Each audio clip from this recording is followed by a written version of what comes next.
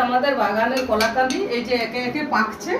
আমি এখন তোমাদেরকে এই কলা দিয়ে একটা যে জৈব সার, কলার যে খোসা হয় সেই খোসা দিয়ে একটা জৈব সারের পদ্ধতি আজকের ব্লগে আপনাদেরকে শেয়ার করব।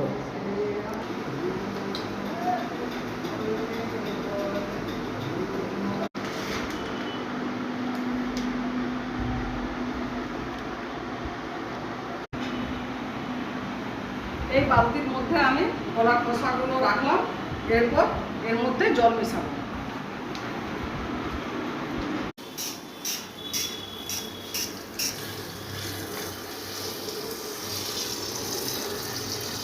দশটি কলার খোসার মধ্যে আমি 2 লিটার জল দিয়ে এখন রেখে দিলাম। 7 দিন পর ওই যে জলটা থাকবে সেই জলটা আমি সার হিসাবে গাছের গোড়ায় গোড়ায় দিব।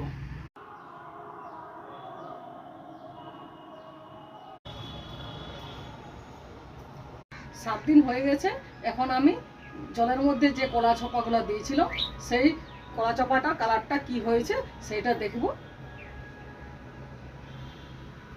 দেখুন বন্ধুরা, জলের কালারটা অনেকটাই চেঞ্জ হয়ে গেছে। এখন আমি এই জলটা প্রত্যেক গাছের গোড়ায় গোড়ায় দিব।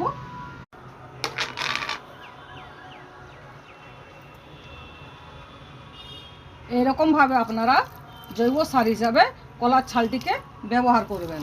আমি প্রত্যেক গাছের গোড়ায় গোড়ায় দিচ্ছি। কলা খেয়ে কলার ছালটা ফেলে দিবেন না, এতে গাছের গ্রোথও বাড়বে, আবার ফলনও বাড়বে। আমার ব্লগটি ভালো লাগলে আপনারা শেয়ার, কমেন্ট এবং সাবস্ক্রাইব করে আমাকে উৎসাহিত করবেন।